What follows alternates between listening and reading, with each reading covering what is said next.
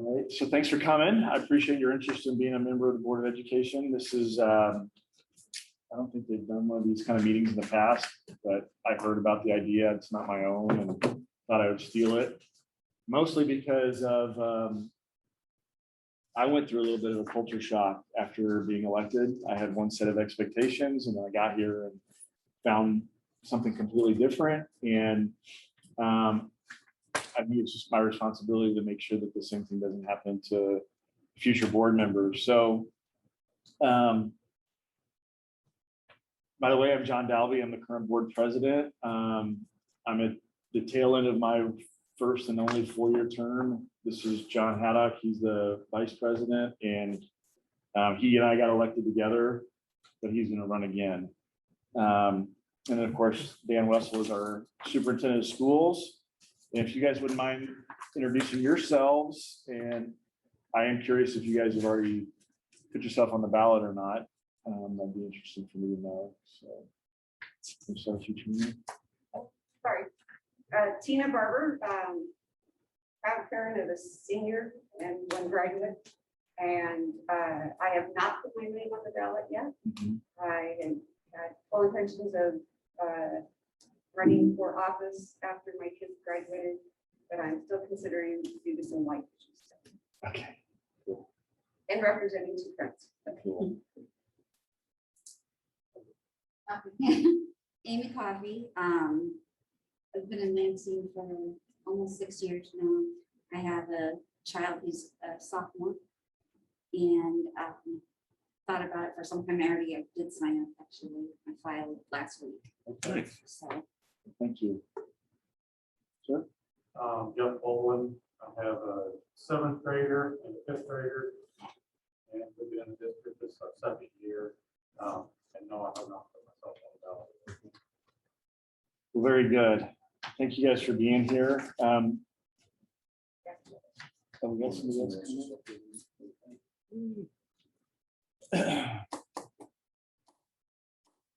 You got stuff all over the screen. Sorry, I lost my mouse for a second. That's why I'm trying to do it. Go to the agenda, please. Agenda. Hello, welcome. Could you please sign in? I think there's a slide pack there. Yep. I guess I signed it on the wrong one. Well, Yeah, there's 2 of them. that's for accounting should you get COVID, I guess, but you did the right thing. You passed the first COVID test.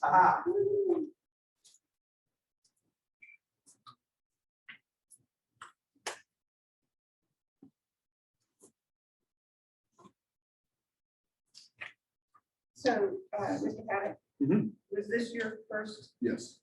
And you're running for second? Yes. Hello, sir. Hello there. Make yourself comfortable. Sit where I'm at. Yeah. Since we just got started, we'll catch up. Perfect. There you go.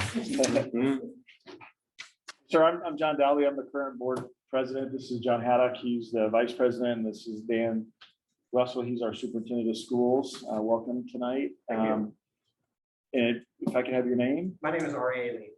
Okay, welcome. Have you already put your name on the ballot? I have. You have. Yes. Okay, well, thank you. So what we'll start off with is, okay, you just keep working your business. Yeah, I'm. Why does Yep. it- So, yeah, so the biggest thing that I learned, that probably was my most major culture shock was, most of the things that we do in America when it comes to leadership is kind of a hierarchical leadership. There's usually one person that's on the decision line and you have one boss and that boss has one boss. And, that the burden of leadership kind of falls on that person to make decisions. And, other than maybe at your home where your husband and wife are kind of doing that. But so coming from a military background and coming into a board situation where it doesn't matter how good your idea is, if you can't convince 3 other people that it's a good idea, your idea sucks. And that was very hard for me to process. And The other thing, so, I just kind of had to slow the roll and kind of try to be a passive leader and say, hey, have we thought about doing this, and kind of pushing things. And there was a culture here. And it was a completely different leadership team, which most of those people are gone. But the other thing that too is the pace that decisions are made and act here, which is very slow. It takes a lot of ocean to get that thing turned around. So those were two things that really I was not expecting when I got on the board, and it took me some self coaching to get through it. How about you, John? I knew it was a slow process. I've been an instructor or now work at college for the last 29 years. So education's always changing, but it's very slow. It's very, not really meticulous, but it's just slow in getting things done. The additive of the red tape is very much true. And it just takes time. So I wasn't as shocked on that, maybe as John was, just because I've been in it for a long time. And I'm on the opposite side. I'm a teacher. I never will be administrator. There's not enough money in the world. Bad enough dealing with students, let alone adults. And so it is hard, that is, if it's from his background, if things are said today and done tomorrow, he's totally right. That's a tough thing to come to, because it might be said this month and we're going to say it again next month. We're going to say it again next month. We might act on it next year, or something like that. It's a very kind of drawn out process. And a lot of that has to do, I think, with the budget and the way money is distributed here and things like that. It's just a different kind of culture. Yeah, and one of the reasons that's important to digest is that, if you want to be on the board because you want a certain football coach to be hired, or you want a certain teacher to be fired, or that, it's just not going to happen. You can have influence over that for sure, but we have to trust the different echelons. And speaking of which, Dan, if you could go to the slide with the tower here. Yeah.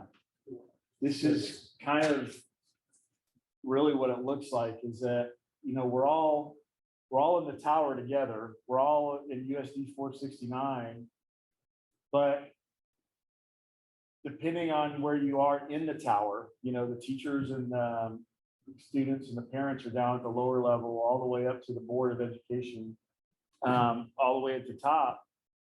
The higher up you go, you can still see things that are right below you at the base of the tower, but you shouldn't necessarily be affecting that. So the higher up you go, the farther out you should look. And so the influence that you have on the board is a lot less about what's going on in the classroom and a lot more on what's going on in the budget, in the long range schedule, the curriculum.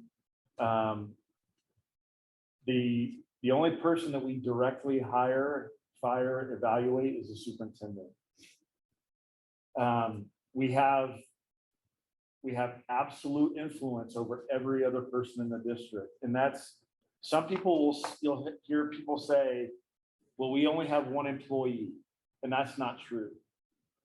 Every single person that works for the school district works for the board. We only have one direct person that we hire and fire, but we do have influence over whether a person's contract gets renewed or not. But the lower they go, the more there are more leaders in the middle. And if all of those leaders are saying, yeah, Mrs. Jones, she's got some work to do, but she's worth keeping. We've got 1 or 2 years to get her before tenure. Let's continue to work with her. the prudent thing is to listen to those administrators and because you don't want to disrupt that trust either between you and the administrators below you. That being said, I don't know if, John, you probably remember this. We've had a situation where there was a recommendation brought to us for a hire, and somehow or another, all of this hullabaloo about that person had gotten around the superintendent. It wasn't Dan. And I think 3 or 4 of us said, absolutely not. That person cannot work in this district. And that person was not hired. So don't think that you don't have influence. It's just different if you're used to a normal situation where there's a supervisor and maybe a assistant supervisor. We're way at the top. That being said, if you do have leadership experience and you have understanding of how staffs work and things like that, that can be useful here because Dan needs our support. You know, when he wants to spend money on hiring an HR director or an equal opportunity person, it's us who make those decisions on where we're going to put our money. So, you know, we may have to make a hard decision of saying, you know, we're going to pass on this person because we really need this person. And so we do get involved in that kind of stuff. And then setting the vision, you know, one of the long-term goals that we have that when we can afford it is we want to plump up the district staff. We've got a lot of people on this district staff working in this building that are doing 2 or 3 people's worth of work. And that's a goal of ours to kind of pump that up. So we will get directly involved in that kind of stuff. So hopefully this this tower analogy helps you understand kind of what you're getting into and where you should be looking and what level of influence you have. Because, and I would say that this past year has been a little bit of an anomaly because we were making decisions at one board meeting that was being affected the very next day. And that's not routine. That's far from routine.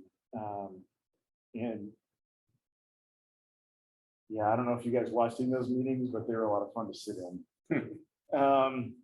So any questions on that? The echelonment of leadership, where the focus of the board is, where can you expect to have the most influence? I'm going to bounce you around, Dan. Okay, I guess real quick, the biggest thing like on this tower deal that you have to is you will get, if it's out there and mine's out there and all of ours, emails, phone calls, stop at the grocery store, stop at the gas station, of those things right there at the base of the tower as it's looked at. But you either have to tell those people that it needs to come up the chart or bring it here and let it work back down the chart, you know, or you know, through these rings, through Dan and then through the principals and then through whatever. Because fortunately, I don't know if I should say fortunately, I haven't been totally inundated with phone calls, emails and stuff as other people have on this board. I'm a little bit more removed. All my kids have graduated. So I don't get as many as some of the other people who have kids in the district still and stuff like that and are seen at more events than I am. Now, if it was 7 years ago, I'd probably be one of those because I was at every event, you know, that was going on. But you just kind of have to realize that it, you know, it depending on kind of on that tower deal where you're looking at it, if it comes to you, is you really just kind of, you got to start it back at the top and let it work back down. If it doesn't come from the bottom up, then we need to push it to Dan, and then Dan needs to work it back down through that problem. And it really should come from the bottom up. It should start at the teacher, and then the principal, and then the district, you know, then to the superintendent. But if stuff does come to you, it needs to be pushed back down. That's a great point. So on that note, does most of your issues come from either long-term planning that's already on the books or the things that are on the schedule, things that have come up through Everything. Both ways. Yeah. most. Yeah, there's a few people, actually, I got a message today about a guy who's concerned about the budget. And he sent me this note. We had a discussion. It was something that I could handle. But I also get stuff like, hey, why isn't the play happening at the high school? So a couple But years ago- it's a tough, let me finish this one Okay. point. It's really tough because, and if you guys have watched us, now there's been a few times where I've read the mission statement in a meeting, because at the end of the day, 100% of the employees, to include the 7 that are unemployed at the board, we exist for the children. And sometimes in the chaos of things, we can lose track of that. But the board works for the taxpayers. The board is elected by the voting public of Lansing. So our supervisors, the ones that we answer the mail to, are the people that are paying their taxes every year. So it is a little bit of a tug of, John and I work for you. So therefore, when you pull me aside at Walmart, I feel duty bound to talk to you. I work for you. You should be able to tell me whatever you want. The thing that sucks though, is that I can't just walk back over here and talk to Dan and say, hey, Dan, Sally Jones told me that her son's getting a crappy grade in geometry, fix it. No, and it's got, like John said, it's got to work through the system, and it should work through the system, because if there is a problem that's bigger than what Mrs. Jones thinks it is, that's the only way to shine a light on it. And Dan has told us that many times. He says, if you don't tell me, I can't fix it. So yes, we get a little bit of everything. I will tell you though, I've not gotten a single ridiculous request. I've never had anybody say, hey, John, I really need your help with the mashed potatoes being too cold. That stuff. We've had a few. We've had a few on like plants that we did, one here and there. About, so you get some little weird things like that. But to your point too, then you get other things that will have to change your plans because we're going to redo the middle school football field or something like that, and something comes up that now that plan has to be, or that project has to be taken away because something else has come up. And so it is probably, you really do get it from both ends. I mean, nothing's just as you think it's going smooth, like last March. Yeah. I mean, it hit last March, and it was a firestorm for 6 or 8 months there. I mean, so just as you think things are kind of going good, something will happen. I mean, just like now, we got our gas bill for February. 30 times more than we pay, wasn't it, Dan? Yep. So I mean, you talk about not being able to do something down the line. We're not gonna be able to do something because our bill went from 40 or 50,000 over to 200,000. So, I mean, it's you get it from both ends.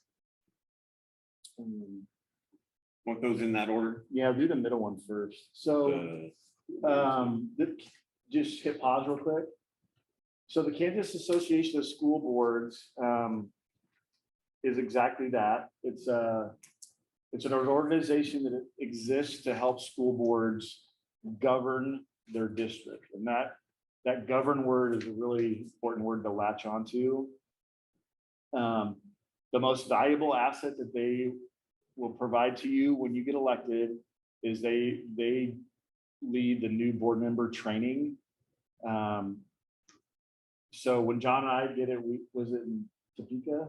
Yes. We went to Topeka, a day-long conference, and it was wonderful. And you got introduced to the 7 powers of the board, and you got a workshop for each one, and they kind of explained to you,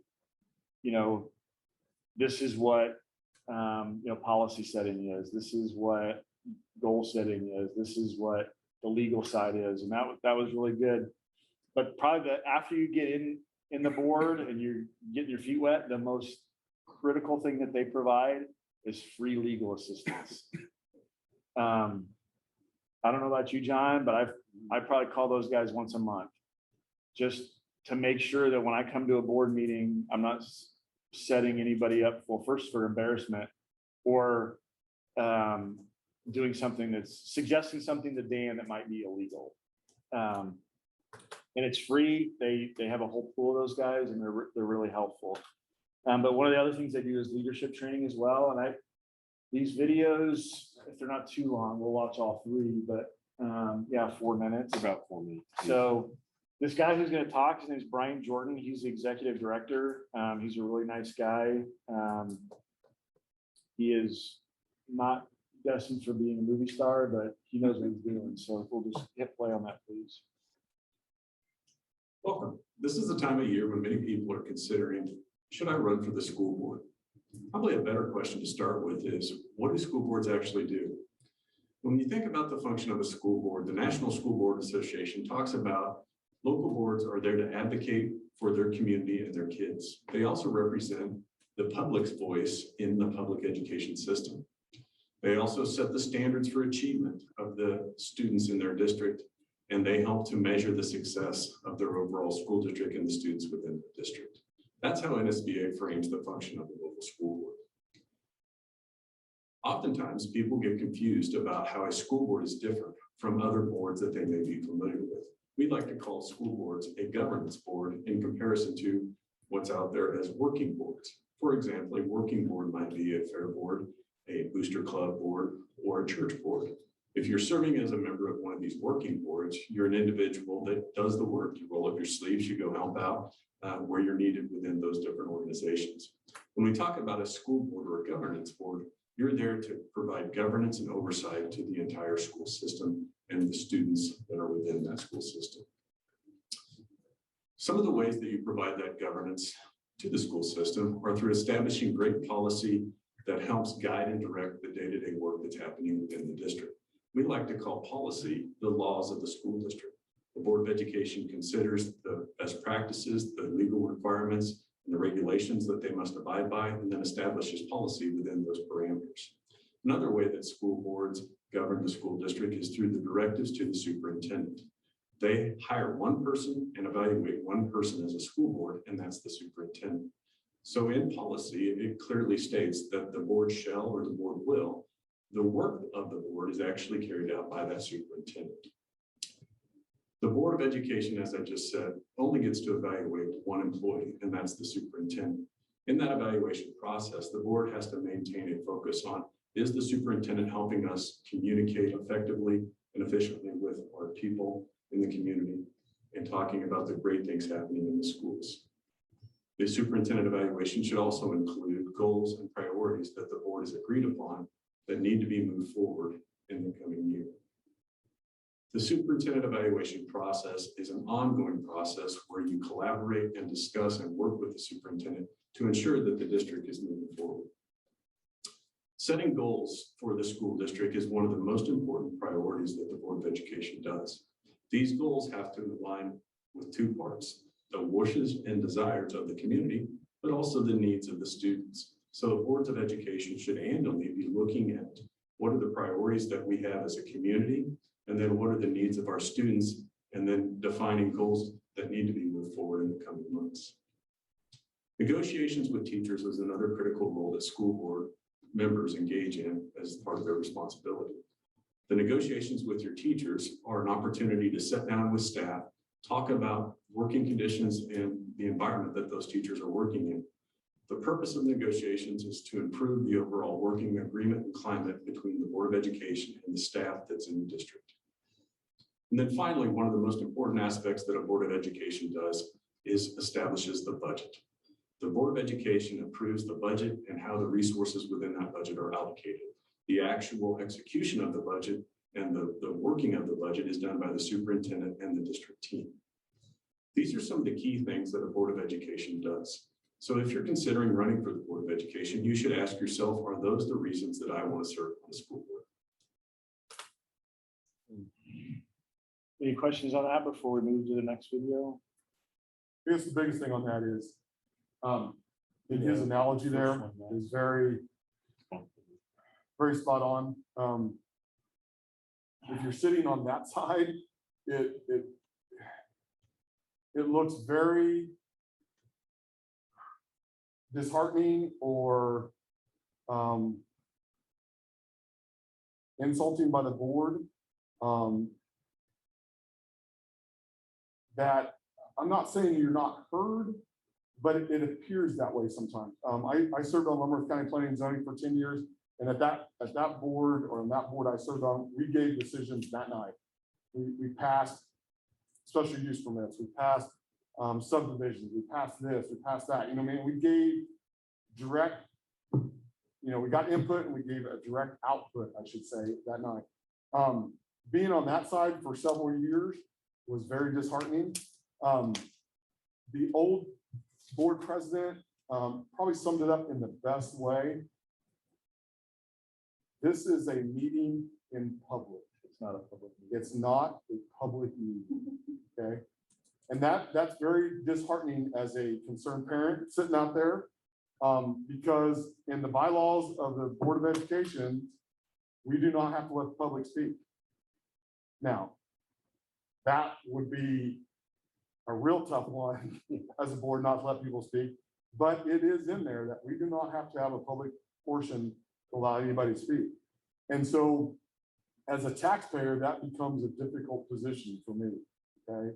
I'm paying taxes, just like I pay taxes as county commissioners.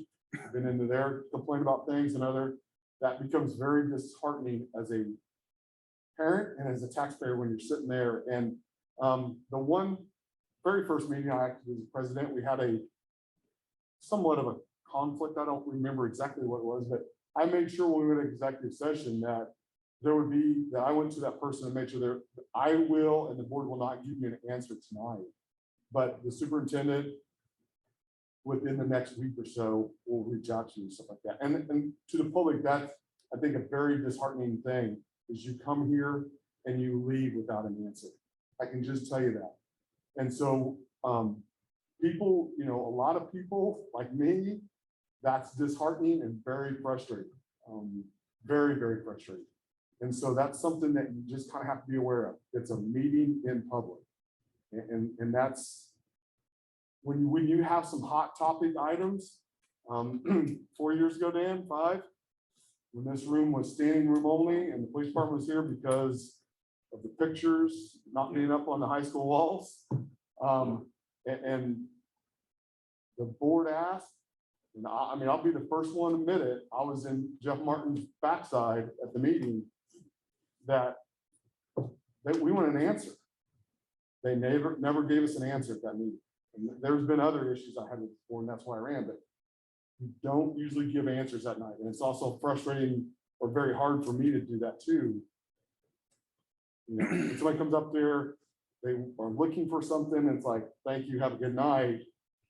I don't like doing that, okay? But it's kind of the way that process works. So his analogy there is very true on that. So. Any questions on that before we go to the next video?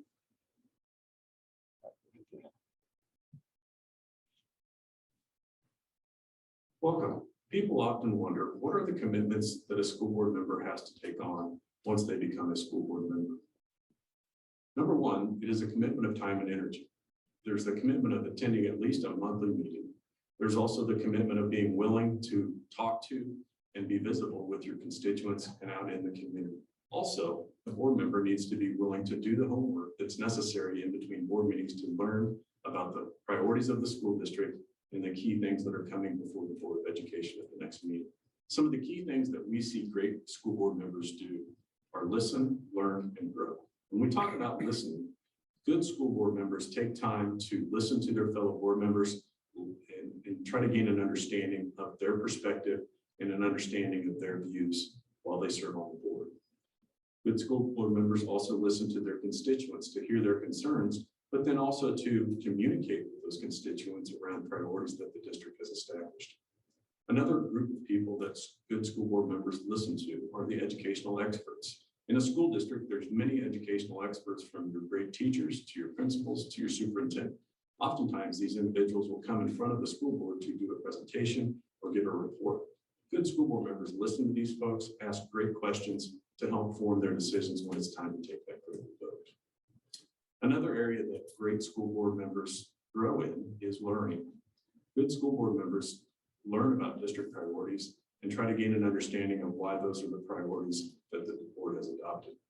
They also learn about the state's accountability system. So how is our district held accountable for ensuring that students are successful?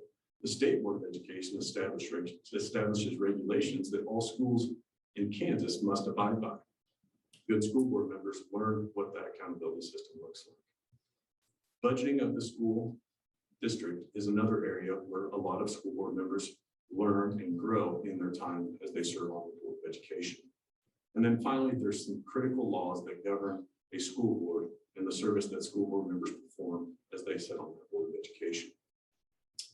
A very important area for school board members to consider as they serve is, how am I going to contribute to the team? Good school board members understand that the Board of Education is only effective if they can function as a high-performing team. That means they have to be willing to collaborate with their fellow board members. They have to be willing to advocate for the strong public school system in their community. And they also have to understand what it takes for students to be successful within their school system. That requires continuous growth. If you talk to a school board member that served many years, they will tell you that what they thought they got on the board to do is vastly different than what they actually get to do, because of the growth that occurs and the learning that occurs once they've served on the Board of Education. So I ask you this question: if you're deciding whether or not to run on the school board, do these attributes and commitments describe you? Question. Yeah, and that, speaking of the meeting in public, I know we've gotten criticized a lot this year for the meetings can look a little bit discombobulated. And I think it's just because it's like we're having a family meeting in public, and we can't meet. 4 or more members can't meet outside of a board meeting, or it becomes a board meeting, which becomes illegal because all board meetings have to happen in public. So, and you'll get that shoved down your throat at the new board member training. But so the only thing that we all know when we come in that door is what's on the agenda and what's the documents provided, and then anything that we're bringing with us from the public who we've talked to before. So as you probably saw, we did a lot of wrestling right here. And there was some interesting expletives that were used to describe what that is, but there really is no other way to kind of sort out what's best other than wrestling in public. So that's normal. And I know it looks kind of crazy, but that's the only way for us to do business. We can't even have a social event where all four or more people are sitting at the same table. So, Yeah, they will really kind of hound you on that. And it's probably not illegal by the rule of the law to be able to for me to pick up the phone, call John, and then hang up with him, and then call Beth, and then hang up the phone, call Michelle.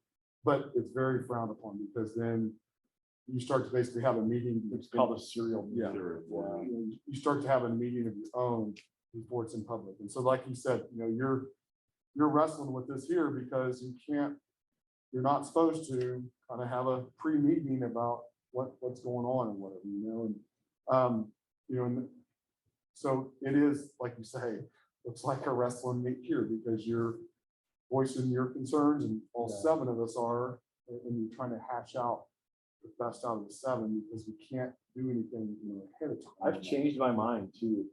I've had kind of, after doing all the research and talking to a few of my trusted constituents, I'd have a plan of how I was going to vote. And I'd come in the meeting and I would hear other people's opinions. I would hear Dan's influence, some of the principles, and I would change. And so it was a very dynamic year this year. But I do think that that's kind of the humility you have to have, is you can't walk in with all these biases and refuse to listen to other people. Because then you're just serving yourself, you're not serving the district. Yeah, So along those lines, obviously then we can't have a ongoing email conversation between each other, no, but you can share pertinent information from the school, districts. yes, So that everybody can review it before a meeting. absolutely. But can any school board member discuss things with the superintendent without discussing Absolutely. them with anybody else? Yes. Yes, and the way that kind of goes, like, say, just for instance, last month we had a fairly substantial bill I thought was out there. Okay, so I emailed Dan, and then Dan, because he's not governed by KSB, he's not a member. You can send the information. He can send the information to everybody, and it's not because he's not on the board. So I would ask the question, then he resends the question with the information or the response to everybody, and it doesn't violate COMA. Because I'm not sending it directly to all the other 6. He is, and he's not part of that. So Does the that make Attorney sense? General of the state is responsible for what's called a coma violation and Kansas Open Meetings Act. So if, according to, and they have a pamphlet that lays out what a coma violation is, and there has to be communication between 4 or more board members, and the communication has to have a response. So if there's no response, there's no communication. So- you put out information. Yes, so I can send an email as the board president to the other 6 board members. The technique I use, though, to protect them is I BCC them so they can't reply to all. And I always CC Dan so he knows what's going on. But it's usually kind of like, hey, this is what I'm thinking about for the agenda. If you have any input to what you want to be on the agenda, reply to me or Dan, but not to all. And that, so there's techniques to work around it. But at the end of the day, according to the Attorney General, if there's a suspected violation, what they're looking for is intent. So if they do an investigation, if the Attorney General comes down here and looks at John Dalby and says, okay, what did you do? What happened?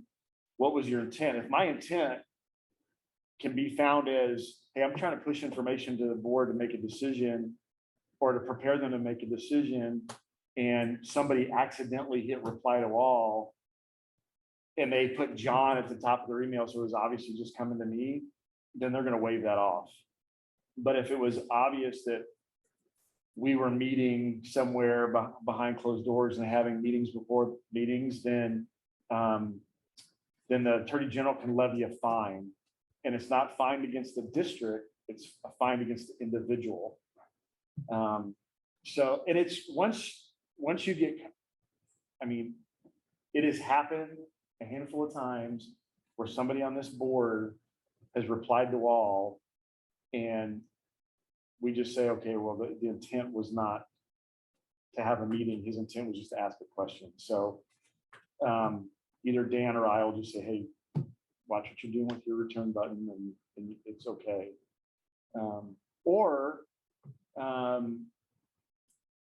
Some people will say, like, graduation. We're all there and there's not a board meeting called.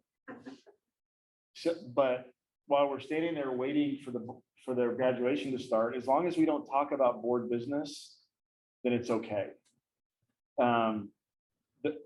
The other thing to do that's important is that we have to maintain the trust between us and the people. So if I hold a party at my house and I invite all the other board members, we may not talk about anything but the Chiefs and the Royals, but the suspicion could be there that the board is having meetings behind the public's back. So it's really, I don't think it's been an issue here. We've had a couple times where we've had a discussion about, hey, let's watch what we're doing. We've had a couple slips. The other thing too, and this is I don't know if any of you or all of you are married, but you have to get your spouse on board too, because when I was married, before my wife passed away, she and I had a philosophy that we kept no secrets from each other, no matter what, no matter, we ride or die. So we had to have that talk before I ran for the board and said, you know what, there are certain things that you and I will not be able to talk about. And you have to be okay with that.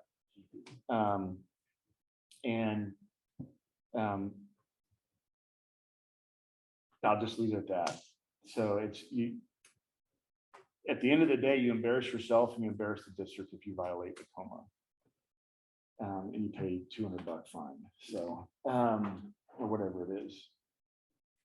So good question on that. And it seems simple, but it is probably the thing that they pound home the most at that new board meeting training. My next bullet there was why the board exists. I think Brian Jordan has covered that.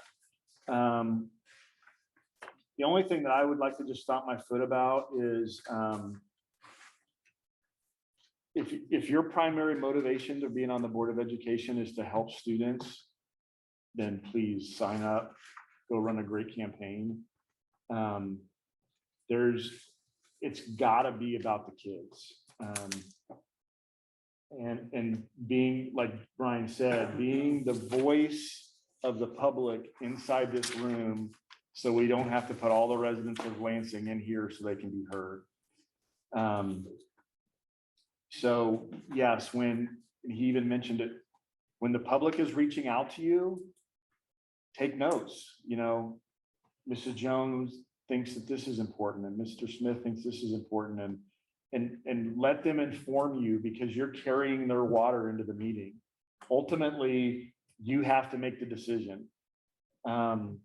And it might be like the movie Draft Day, where you go into the meeting and you're like, no matter what, I'm going with no on that issue, no matter what anybody says.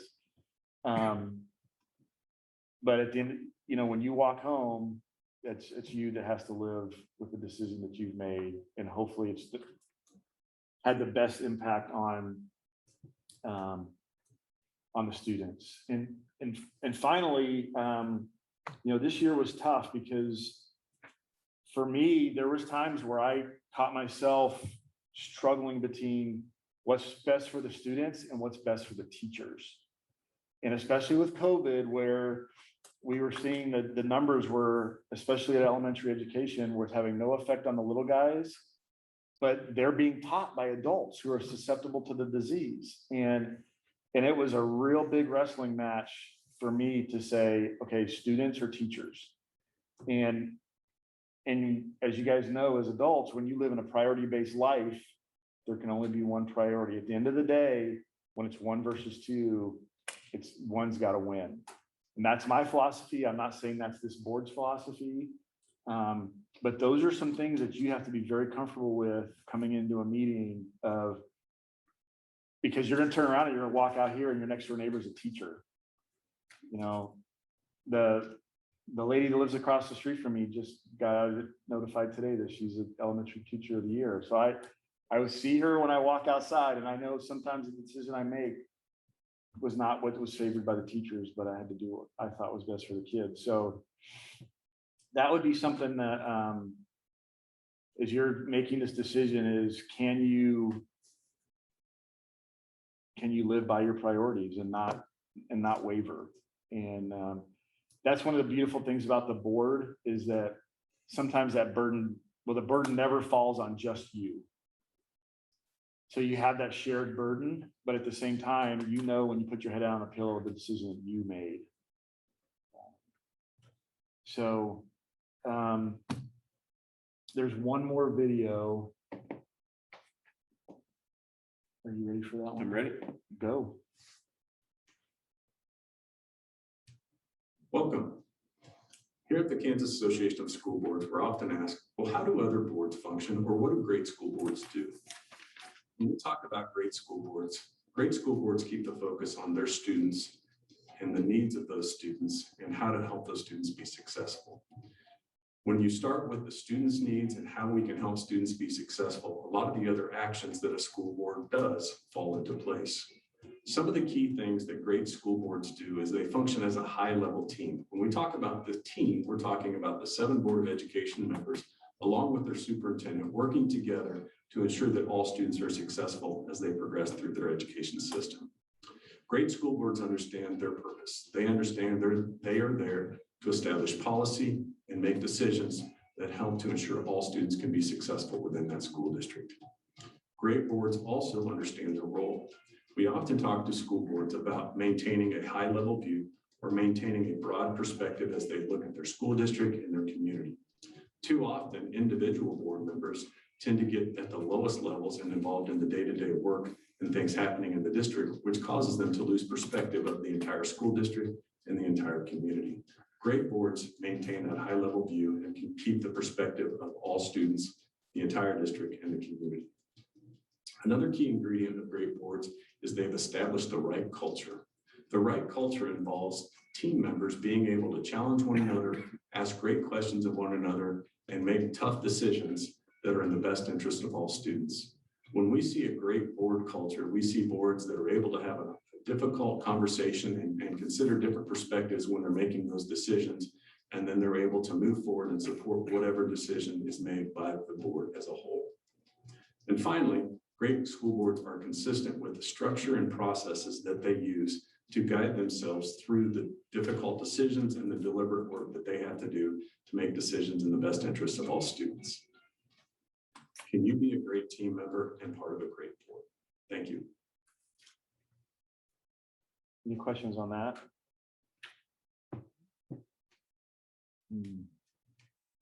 Okay. I think that we kind of. Good afternoon, everyone, and welcome to the KSB update for Tuesday. We're up to the 27th, aren't we? Yes, we are. Here we are. Lucky that's what popped up. Thanks. So any questions? I'm going to jump that why the board exists because I think we've pretty much touched on it.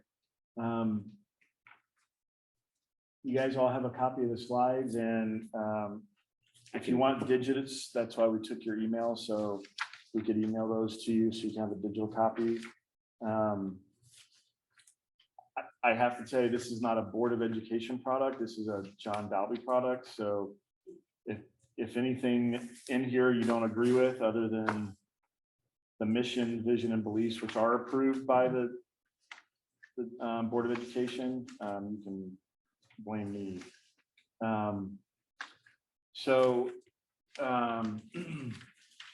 Finally, I guess I'll wrap up for myself and then turn it over to John and Dan here. But if you have a heart for students, run. I tell you, it's 2 significant events. The first significant event is managing and running a campaign.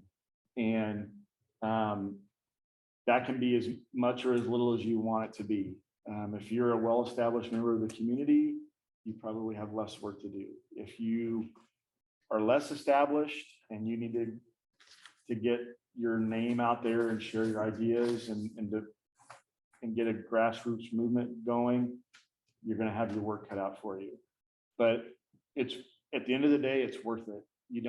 If you don't try, you won't know. And if you don't win, you can't help. So at least not at this level. And then the other significant event is actually being a board member. 4 years is a long time. And Lord willing, we won't have another pandemic, but 4 years ago, we didn't know we were going to have one. But I would go out on a limb here and say probably every sequence of board teams go through something significant. As I was sitting down today to write a letter to the teachers for Teacher Appreciation Day, I was thinking about it. And, I think every generation of teachers have had something significant. We remember when we had the HIV/AIDS crisis and people didn't even know if it was safe to use a drinking fountain. Imagine being a teacher in that environment. How do we hydrate our kids when we think we may give them this debilitating disease? Sounds a lot like COVID, right?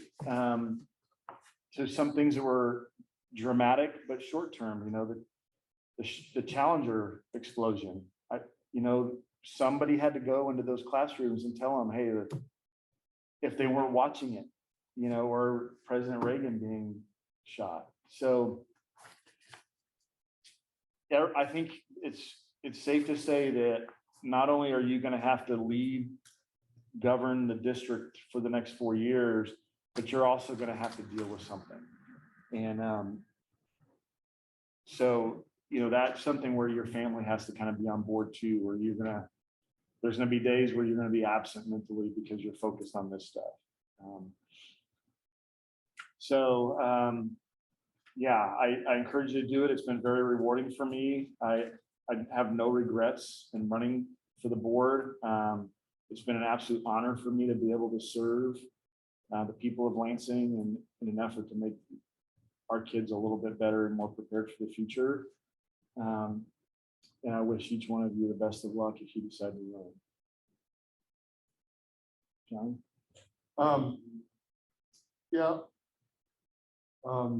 Time-wise, it has probably, I will say it's a good thing. I think the first year or so, there wasn't as many admin reports when it first came on, and now pretty much every admin sends a report in. And so there's quite a few of those. And so there's some time reading those, but there's some good information in there, and there's good things of what's going on at the elementary school and in the middle school and the high school and things like that. And so there is some time involved in that. But like I say, it's good things to know that maybe you heard something in the grocery store or wherever, and it's maybe cleared up there or identified there, things going on. There are trying times. You do have people's careers on the line. You have to make the decisions whether to hire and fire some people, nobody can be hired or fired without the board approval. And so you do hold in the balance about 400 and some people's livelihood, on that. And so that's a tough decision. But then again, as John said, it has to be a majority. It's not a 1 to 6 here and you win. There's at least 3 other people voting with you on that. So, but then again, you also have to agree to disagree on things. I mean, there's some things that happen, during COVID.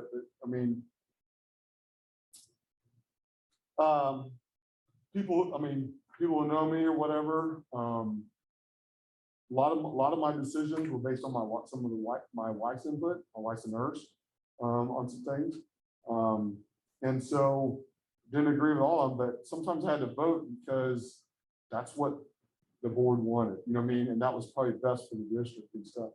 Might have voted no on certain things and this and that, but you can't hold a grudge on that. You can't be mad at somebody for that. That's why there's 7 people here, and so sometimes you have to agree to disagree on the items. But it is very rewarding. You see things, happen that this board has done and whatever. I think we came through COVID fairly well. I think we're doing as good as any other district probably in the state is on some things. Now, there are other people who might say we're not, but I know what Kinston, Kansas was like and what Leavenworth was like. So my wife, like I say, was the head nurse for Leavenworth at the time. So, that is a rewarding part of it, stuff like that. So it does take time out of your day and stuff. But, it's a couple hours reading up on stuff the week before meetings and stuff. And then if you have questions after the meeting and stuff, to do it again. But it's not, a full-time job. So.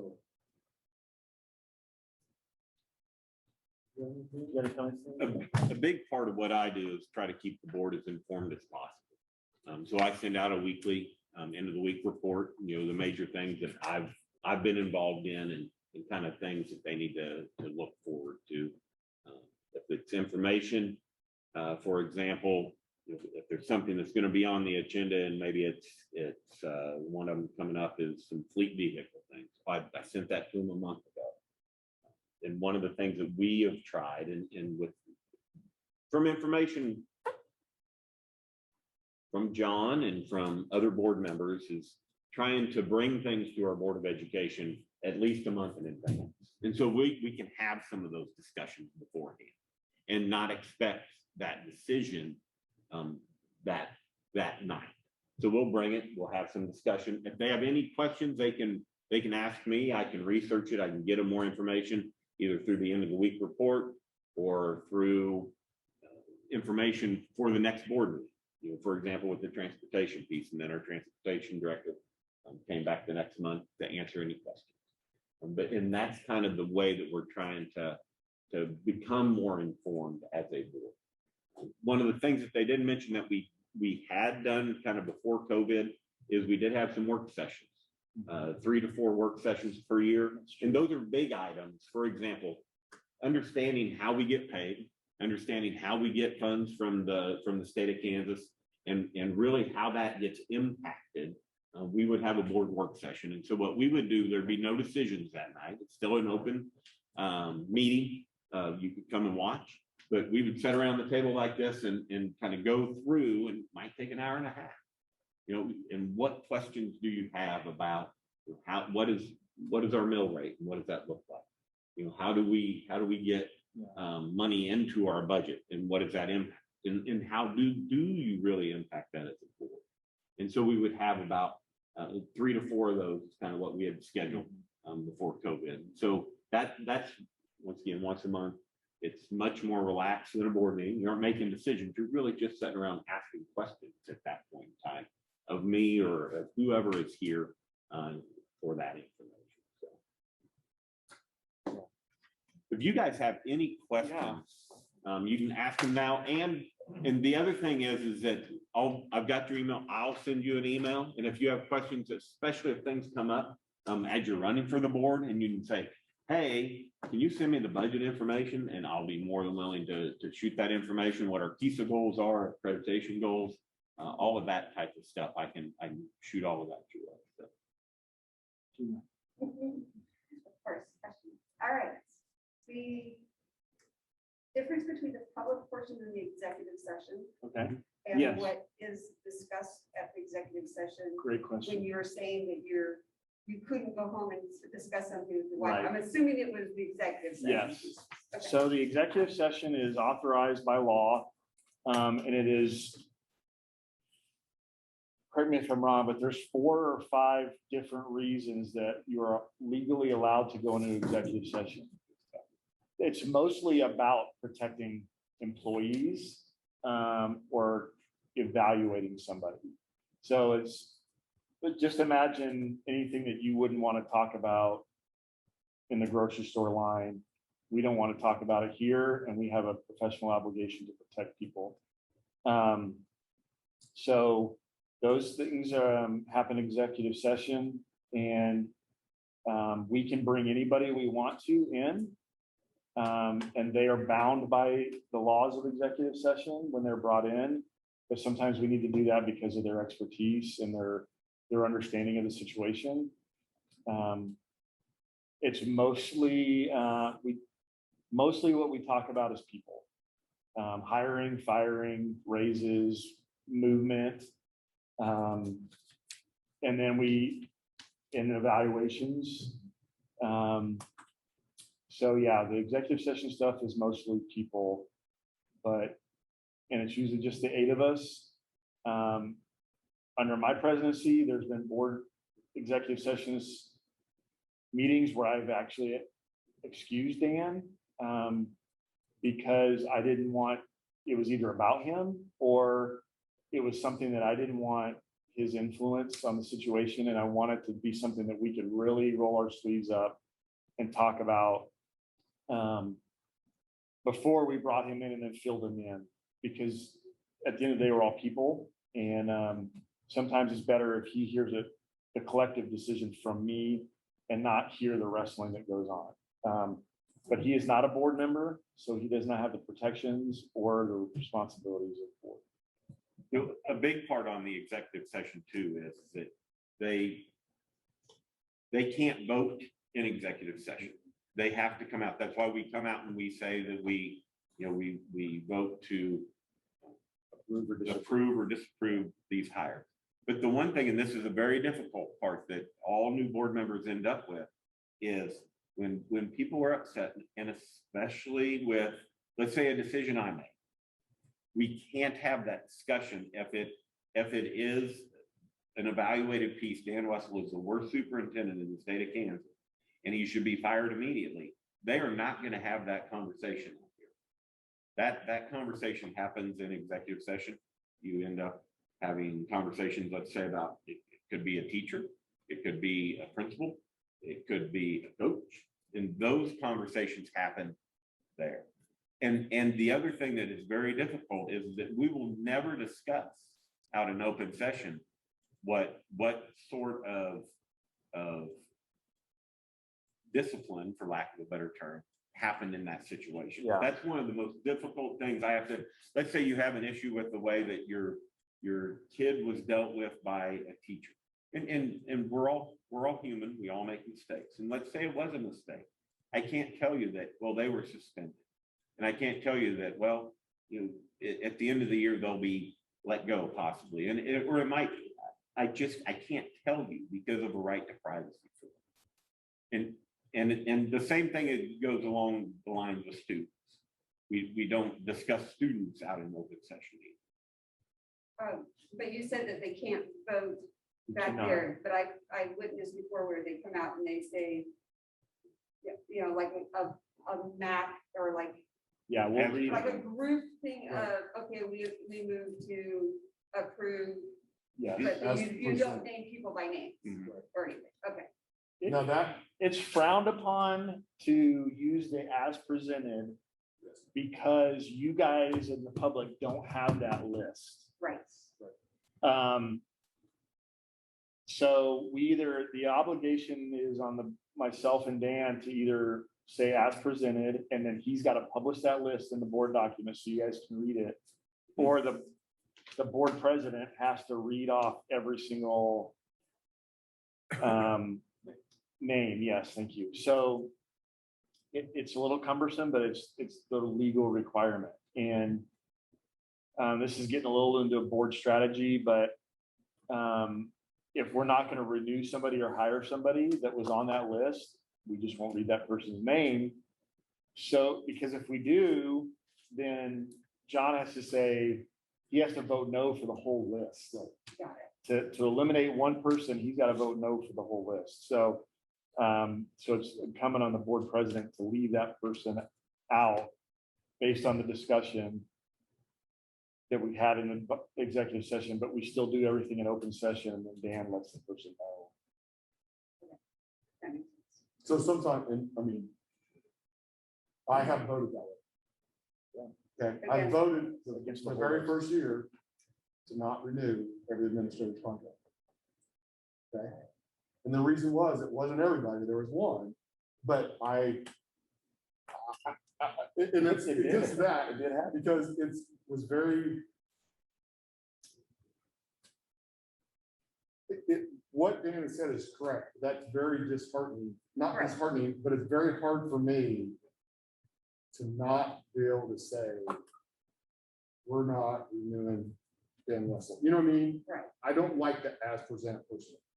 Okay, because then to me, sitting there, it hides things. Okay, because when I was there, I didn't know, what as presented is until after the fact and stuff. And so, to put it bluntly, I like to call people out, okay, and say, we're going to renew this principle, we're not renewing this principle, whatever. But as a board, that gets very touchy and the legalities of it. So I'm not saying we're hiding it, because we can eventually hide it in the end, but it's a way of not probably producing controversy in that we're not going to rehire doing this.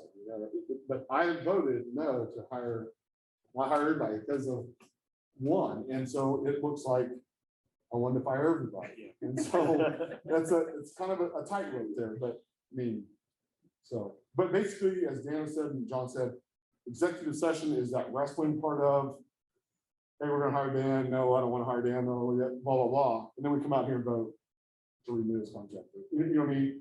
The wrestling part takes there, And then it comes out here as a vote of we're renewing contracts for administrators or teachers or Dan's retiring, we're gonna accept his resignation, whatever, so. Understood. The other thing they can't do in executive session are things that need to be discussed in public. For example, we couldn't have gone into executive session and had discussions about what our ROARS plan was going to be. Those conversations that look like wrestling matches, like John, those had to happen out here in public. I couldn't go into executive session and do those.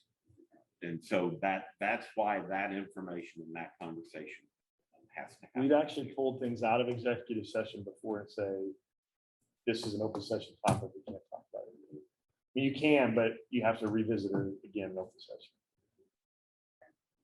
I know you have another question. Wait, just to review, there's 4 positions up for election, correct? There's 4 of us, yes. that- Okay. And but you're saying that one of them may be. I hope you're wrong. That's not something that we get to decide. That is something that the county. I'll decides. call the district Okay. attorney tomorrow.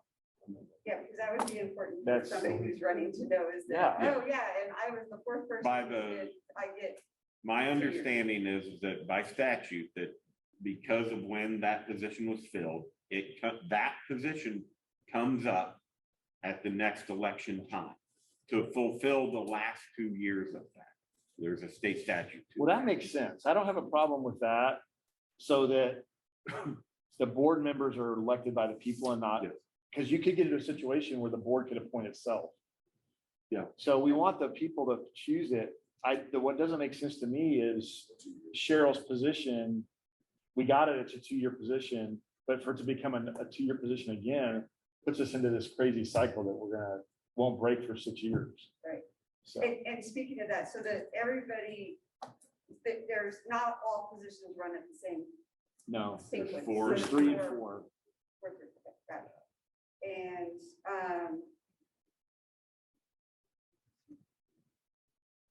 and you talked about the 2 things, managing and running a campaign as far as expense of running. Yeah. Depends on what you want to spend. I mean, and last time, but I didn't see it this time. The first time I ran it, it asked me about what I was going to spend. Mhm. And I marked, because she said, how much do you think you're gonna spend? I said, as least as possible, but there was a box because if you spend over, I don't know what the number is, $1,000 or Yeah. 500, I don't know. You have to have a treasurer and a man, all that. I'm like, no, I don't want anything to do with that. Because, to be honest, him and I ran 2 different campaigns. I won mine not even in the district of Lansing School District. I won this election in Rumble. Okay. My dad runs a barbershop at 7th and Autumn. That's the first place my sign went. And that's probably where I got a huge majority of my votes. But so on the campaign, you can spend as much as you want, but when you get to a certain point, you're gonna have to have a treasurer and a campaign manager and this and that to kind of manage that. And so You have to have your own Have a plan. have a plan on Have a that. plan. And like I said, John and I were we had to run 2 different campaigns. Because the Haddock name is much better known than Dalby name. And his tentacles of family members go out much wider than mine. So I had to be much more aggressive. So it was more expensive for me. And yeah, so, and I would be willing to answer any questions point to point on any of that kind of stuff. Because at the end of the day, this is all about the kids. So if you think of another question after the fact, but I know you have a question too. Sorry. I've been up. Back to the tower deal, Yeah, the ultimate deal for the board is to be looking out for the future years down the road. Do you feel like with COVID this year, did that kind of hold your schedule back, or do you feel like they're big time.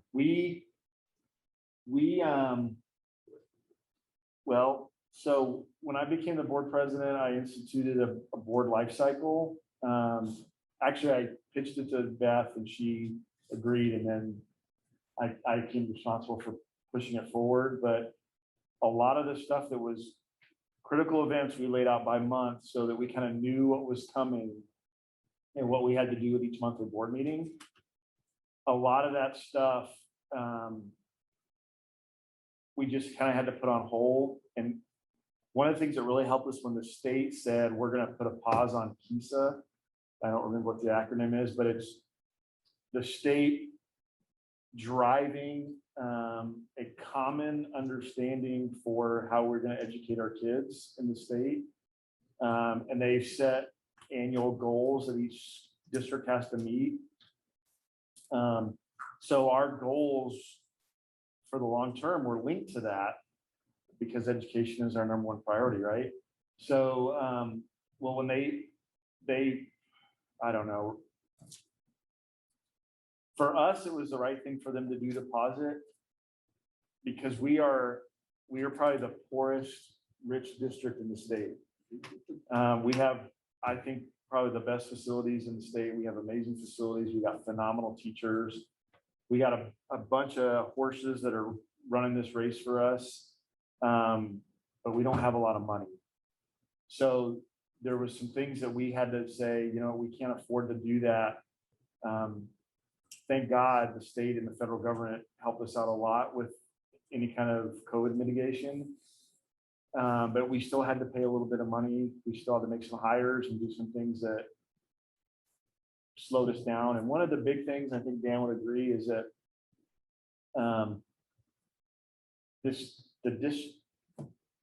the people that work in this building, I call them the district staff. It's not a widely understood term, but the district leadership in this building,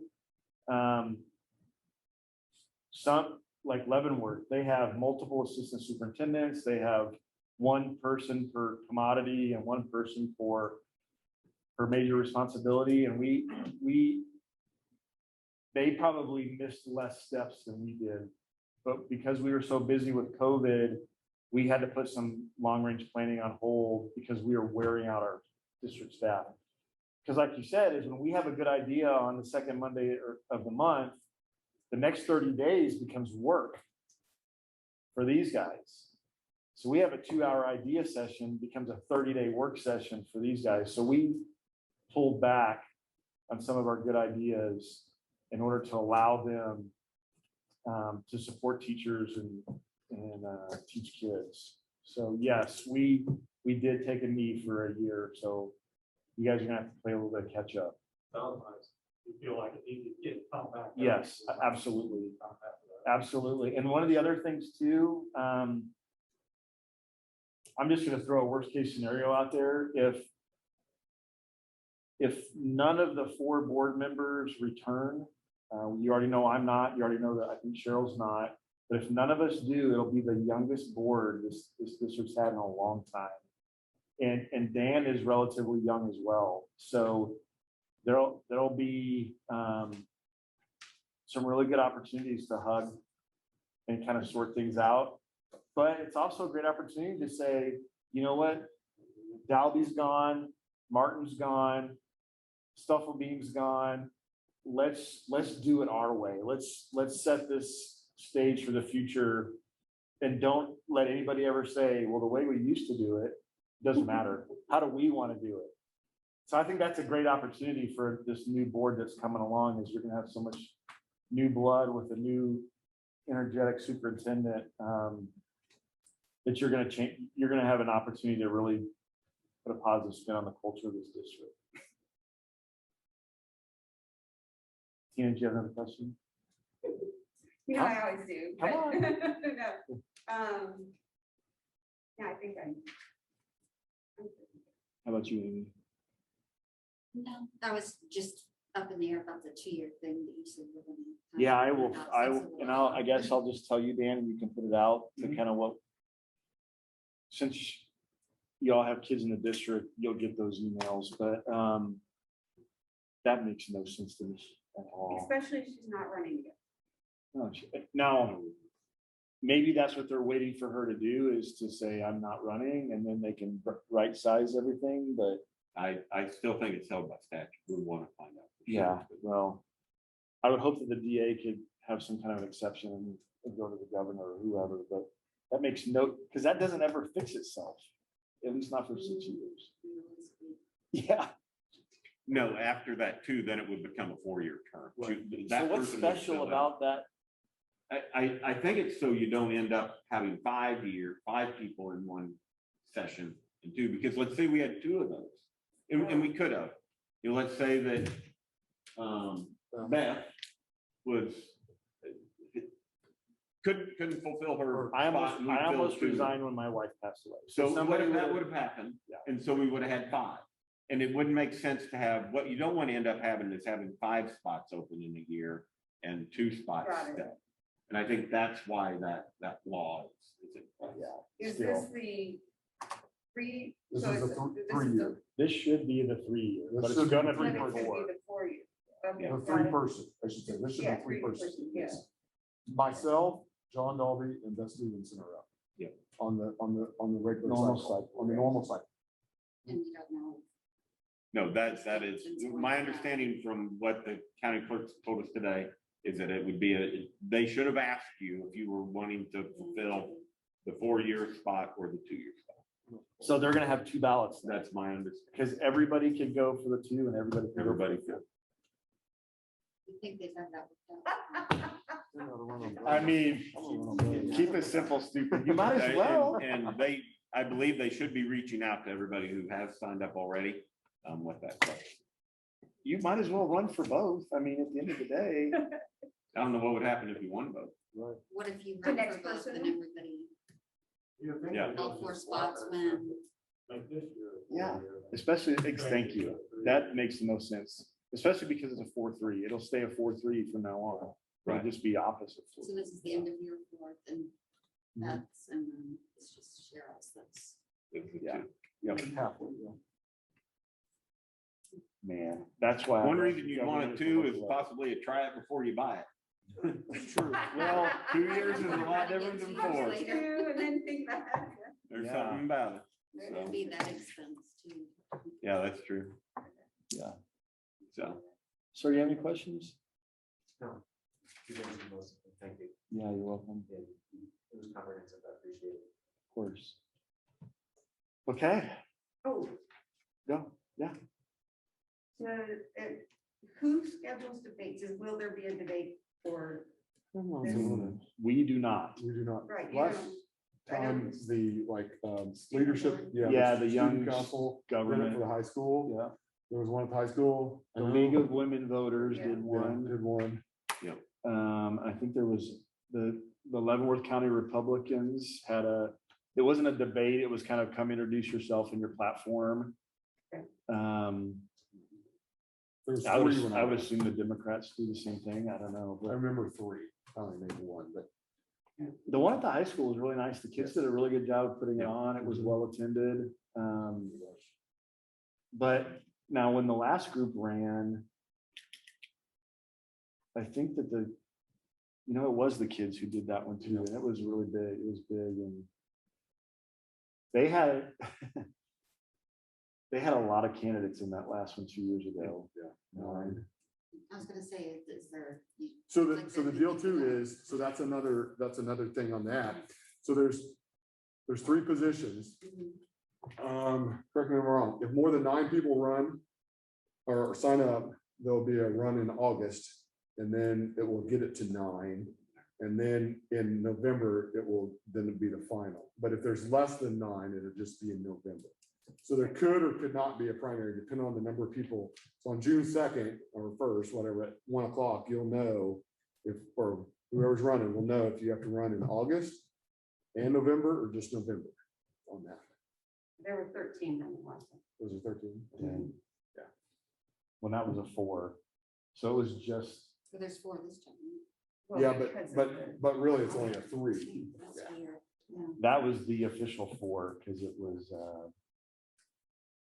Aaron, Pete, Debbie, and Michelle.